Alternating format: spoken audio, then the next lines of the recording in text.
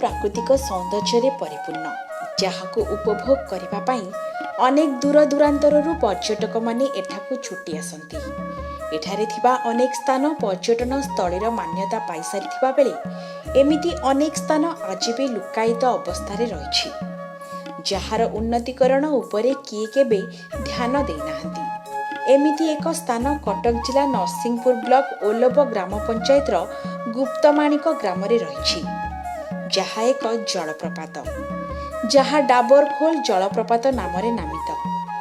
एही जलप्रपातटी अन्य जलप्रपात ठारू विशेष बड़ और मनोरम। एठारे गोटिए नुहे बरं दुईटी जलप्रपात रही जहा तल उपर होई धरा पृष्ठ को बही जाइछि। तेबे एही दुईटी जलप्रपात निकटरे अनेक पुरातन गुफा मान मध्य दृश्यमान हेउछि, किंतु दुखर कथा एठाकु जिबाकु रास्ता नाही।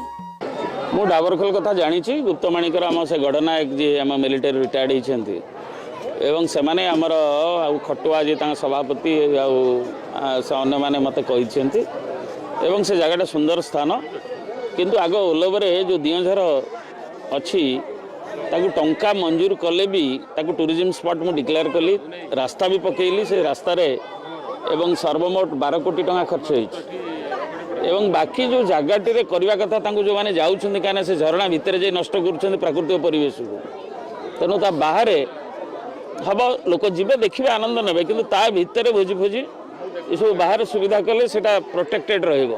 तेबे आम नरसिंहपुर रिपोर्टर तथागत विश्वाल लुकायित थिबा एही जलप्रपात निकट को जीवा पई आरंभ करथिले प्रयास। बहु कष्टरे किछि ग्रामवासी को साथी नै नई नाळ पानी देई जंगल रास्ता देई शेषरे पहुंची जलप्रपात निकटरे एवं सेठारे प्रकृतिर सुंदर रूप को उपभोग करथिले जहाकु देखिले आपण भी निहाती भाव विह्वल होइछिबे कारण एठिकार दृश्य खूब नियारा। तेबे एठाकु आसीबाकु नरसिंहपुर मुख्य रास्ता देई गले गोपपुर ठारू 14 किलोमीटर एवं चंपेश्वर देई गले 12 किलोमीटर बाट पड़ी थाए। सरकारक पक्षरु एही स्थानर उन्नतीकरण कराजिबा सहित एहाकु पर्यटन स्थलीर मान्यता दियाजिबाकु साधारण रे दाबी होइछि। तेबे एही स्थान को चिन्हट करा जाई लोकलोचन को आनिथिबारु के न्यूज टीम को खूब धन्यवाद जणाइछंती स्थानीय बासिंदा। प्राकृतिक परिवेश थिबा हमर डाबरखोल बरस निकटवर्ती ग्राम डाबरखोलर देखंतु आम राज्य सरकार को जणाइବାକୁ चाहूँ जे यहाँ पर्यटन स्थली हिसाब से घोषणा करा जाऊ जेहेतु आमर पर्यटन आप देखिपे ये कौन ओडिशार कौन पर्यटन स्थल भी कम नुहे। ये प्राकृतिक परिवेश भरपूर मनोरंजक फैमिली जेकोसी लोक आसीपारे। दियझर बोली गोटे पर्यटन स्थली था लोक मैंने समझे जानते परगला क्षेत्र समझे जानते अराटे माटी हूँ नरसिंहपुर माटी डबाखोल क्षेत्र को आज कलिंग ठेवी जे कि ए परिस्थिति जे कि लोकलोचन हिसाब से एपरी पर्यटन स्थली भाव में गणित कर कोण अनुकोण बण मल्ली को फुटापी जो मैंने चेष्टा करूना आज चेष्टा कर कलिंग टीवी पर्यटन स्थली एकमात्र क्षेत्र हूँ ओडिशा रे नंबर 1 क्षेत्र लोक मैंने जापारी ना।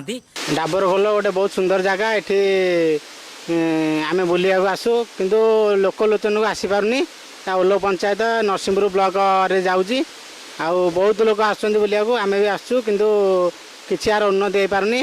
डाबरखोल हूँ ओलोप ग्राम पंचायतर जो दियझर होती आमर पर्यटन स्थली सेठी जो जलप्रपात अच्छी डाबरखोल रे ताठू अधिक परिमाण रे 2टी वाटरफॉल अच्छी जहाँकि गोटे पर्यटन स्थली हवार मान्यता पाइबार हकदार एवं सेटा लोकलोचनर अड़ुआड़े रही। नरसिंहपुर तथागत विश्वाल रिपोर्ट के न्यूज ओडिशा।